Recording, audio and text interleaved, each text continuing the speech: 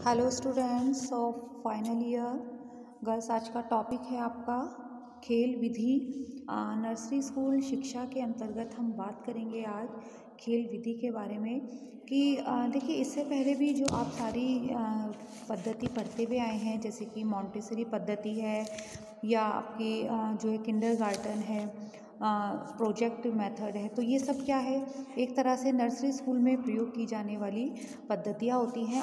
और मुख्य रूप से कि हमने क्या पढ़ा कि जो सारी पद्धतियाँ हैं, जैसे कि मॉन्टेसरी पद्धति है या किंडरगार्टन पद्धति है, ये सब एक तरह से खेल पर आधारित है। यानी कि इनका उद्देश्य ही क्या होता है कि बच्चों को खेल खेल के माध्यम से पढ़ाया जाए, उनको शिक्षित किया जाए। तो खेल एक ऐसी क्रिया है जिसमें आनंद की प्राप्ति होती है और खेल की क्रिया स्वेच्छा से उत्पन्न होती है। खेल में आनंद प्राप्ति के अतिरिक्त किसी फल की प्राप्ति का विचार नहीं होता। खेल प्रसन्नता, स्वतंत्रता तथा संतोष प्रदान करता है। खेल में बालक की स्वाभाविक रुचि होती है। देखिए, खेल जो है एक ऐसी क्रिया है जिसमें जो है बालक खेल एक स्वाभाविक प्रक्रिया होने के साथ साथ एक तरह से अपनी रुचि और इच्छाओं और मनोवृत्ति और अभिव्यक्ति को व्यक्त करने की एक क्रिया होती है।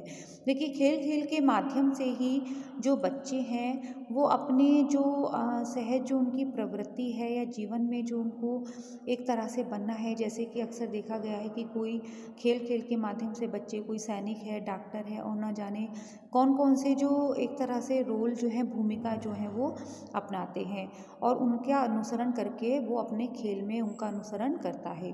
तो वास्तविकता में खेल ही बालक के लिए सब कुछ होते हैं। मुख्य रूप से तो खेल को एक ऐसी प्रक्रिया मानी जाती है कि जिससे एक आनंद की प्राप्ति होती है। तो अब तक हमने जो भी बच्चों पद्धति पढ़ी, शिक्षा पद्धति पढ़ी, तो वो मुख्य रूप से खेल पद्धति पर ही आधारित हैं, क्योंकि खेल के द्वारा अगर बच्चों को शिक्षित किया जाएगा तो इसमें बच्चों का मनोरंजन के साथ साथ उनका जो शैक्षणिक तरीका है, जो उनको यानी कि जो उनकी अधिगम क्षमता है, वो उनकी जो है उनका उसका विकास होता है। बालक के जीवन में खेल के इसी महत्व के कारण उनको शिक्षा देने के लिए खेल विधि का आविष्कार किया गया।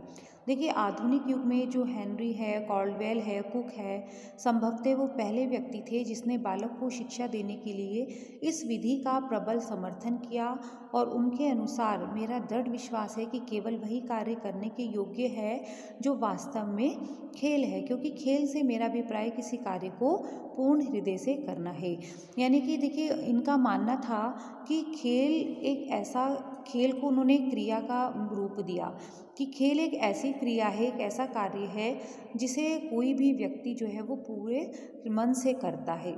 ठीक है, तो उन्होंने यही माना कि खेल एक वास्तव में ऐसी प्रक्रिया है जिसके द्वारा जो क्रिया पूर्ण हृदय से या पूर्ण मन लगाकर की जाएगी, तो उसमें संभवतः जो है एक सेटिस्फेक्शन, एक संतोष प्राप्त होता है, एक आनंद की अनुभूति होती है, और साथ ही बच्चा जो है वो कई तरह के कॉन्सेप्ट को सीखता है।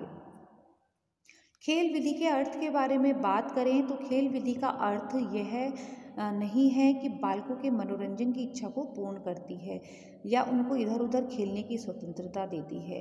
देखिए, उन्होंने ये भी कहा कि खेल विधि का अर्थ केवल ये नहीं कि बालकों को केवल मनोरंजन के लिए खेल जरूरी है या फिर इधर उधर खेलने की स्वतंत्रता।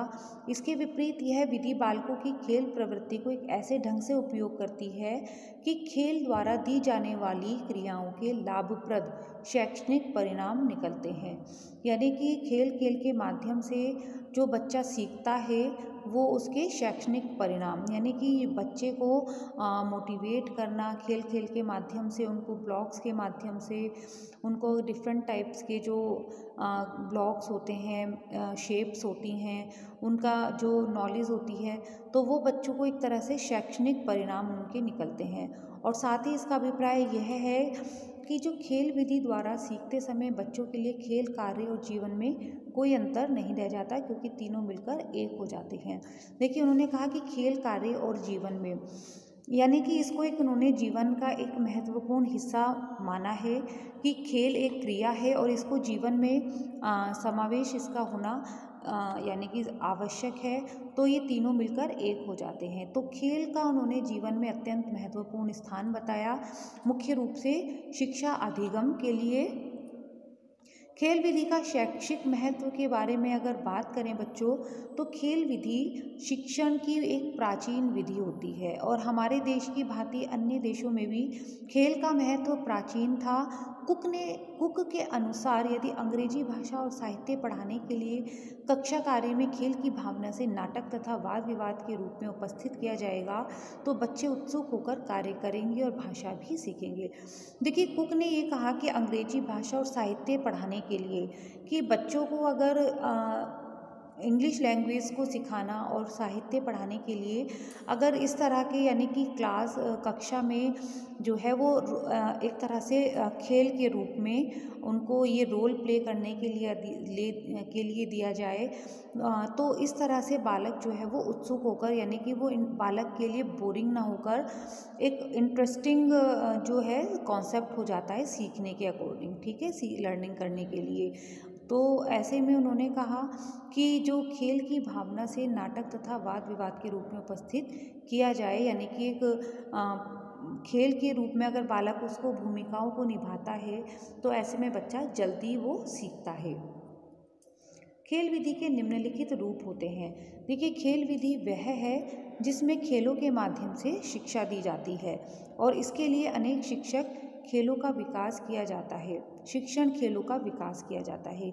इसमें किंडरगार्टन और मॉन्टेसरी पद्धति मुख्य होती है। देखिए, किंडरगार्टन और मॉन्टेसरी पद्धति हम पहले पढ़ चुके हैं, जिसमें किंडरगार्टन यानी कि बच्चों का बगीचा, मॉन्टेसरी पद्धति भी खेल के पैटर्न पर ही आधारित है कि बच्चों को शैक्षणिक खेल के द्वारा उनका विकास किया जाए।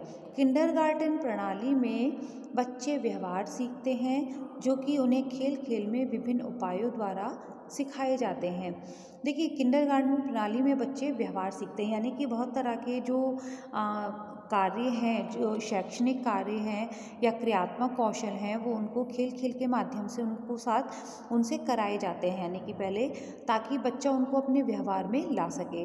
और व्यवहार में लाने के बाद जो वो अनुभव उनसे सीखते हैं, जो वो कार्य और गतिविधियाँ सीखते हैं, वो फिर बच्चों के आजीवन उनके वो उसी यानी कि उसी बेस पर बच्चा जो है वो कार्य करता है और उनके अपनी लाइफ में उनको फॉलो भी करता है।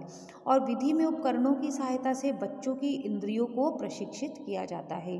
देखिए, विधि में उपकरणों की सहायता से यानी कि इस विधि में, यानी कि सॉरी बेटा, यहाँ थोड़ा स्किप हो गया है एक वर्ड, मॉन्टेसरी विधि में, ठीक है, मॉन्टेसरी पद्धति में उपकरणों की सहायता से बच्चों की इंद्रियों को प्रशिक्षित किया जाता है। यानी कि बहुत से ऐसे उपकरण हैं, जैसे कि हमने पढ़ा था कि ब्लॉक्स दिए जाते हैं, मिट्टी के खिलौने बच्चों को बनाने को दिए जाते हैं, ठीक है, और ऐसे बहुत सारे खेल के उपकरण दिए जाते हैं बच्चों को, जिससे बच्चों की जो ज्ञानेंद्रियां हैं वो प्रशिक्षित हो जाएं, ठीक है, कि बच्चा उनको यूज़ करे, उनका उपयोग करके अलग अलग तरह की शेप्स बनाए, अलग अलग तरह के जो जैसे कि ब्लॉक्स को जोड़कर डिफरेंट टाइप्स की वो शेप्स बनाते हैं, या बहुत सारे ऐसे जो खेल हैं, खेल सामग्रियां हैं।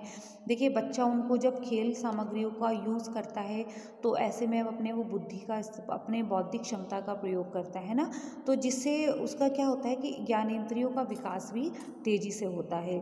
और साथ ही बच्चा उनको रखने का, उनको रख रखाव करने का तरीका सीखता है, ताकि उसके वो व्यवहार में उनको ला सके, और साथ ही उनको दैनिक उपयोग में आने वाले बहुत से ऐसे कार्य या ऐसे व्यवहार जो उनको करने हैं, वो सब उनको इस उपकरणों की सहायता से, उनके माध्यम से सिखाए जाते हैं। दूसरे प्रकार की विधियां हैं वह जिनमें खेलों को ही नहीं बल्कि खेल की भावना को भी स्थान दिया जाता है, उन्हें शिक्षित करने का प्रयत्न किया जाता है। साथ ही शिक्षार्थियों को कार्य करने की स्वतंत्रता दी जाती है और उनसे ऐसे कार्य कराए जाते हैं जिससे को करने में उनको आनंद प्राप्त हो। यानी कि बच्चों को एक तरह से वहाँ पर स्वतंत्र जो है खेलने के लिए अवसर प्रदान किए जाते हैं। देखिए, खेल विधि पर आधारित जो शिक्षण पद्धतियाँ हैं वो हैं प्रोजेक्ट पद्धति। इसमें शिक्षार्थियों को अपने जीवन से संबंधित उपयोगी प्रोजेक्ट को पूरा करने के लिए दिया जाता है। बच्चे उसे पूरा करने में स्वतंत्रता पूर्वक कार्य करते हैं और इससे आनंद की अनुभूति लेते हैं।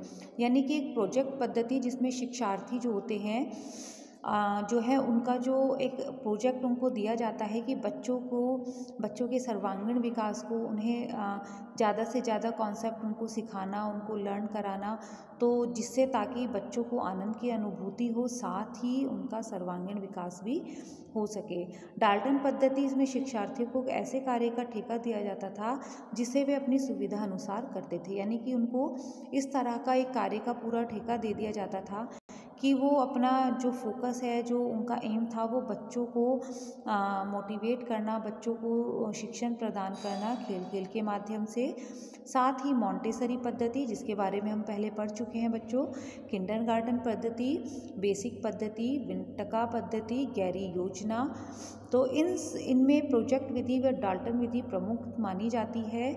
और खेल विधि पर आधारित पाठ्य सामग्री सहगामी क्रियाएं जो होती हैं, उसमें खेल विधि पर आधारित जो प्रमुख पाठ्य सहगामी क्रियाएं होती हैं वो कौन कौन सी होती हैं? छात्र स्वशासन, यानी कि बच्चों को सेल्फ डिपेंडेंट बनाया जाए, बच्चों को फ्री स्वतंत्रता से जो है वो सीखने के अवसर प्रदान किए जाएं, ताकि वो उनको आगे जो है जीवन में जो है अपने व्यक्तित्व के विकास के लिए, अपने सर्वांगीण विकास के लिए उनको एक पर्याप्त अवसर प्राप्त हो।